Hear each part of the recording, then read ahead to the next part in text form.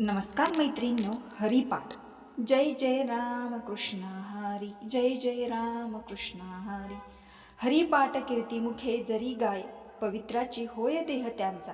तपाचे सामर्थ्य तपिनाला अमोघ, चिरंजीव कल्प वैकुंठ नादे.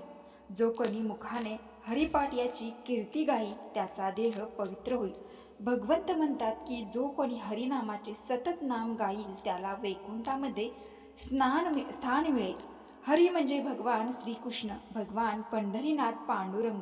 पाठ म्हणजे अभ्यास, स्मरण आणि हरिपाठ म्हणजे हरिनामाच्या महिमेचे स्मरण. संत ज्ञानेश्वर माऊलींनी हरिपाठ रचला.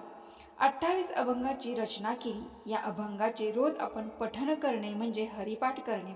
माऊली सांगतात, जो रोज हरिपाठ करतात त्यांना मोक्ष मिळतो, पितरांना मुक्ती मिळते. हे ज्ञान गुरु निवृत्ती यांनी सांगितले, म्हणून हरिपाठ याची रचना केली.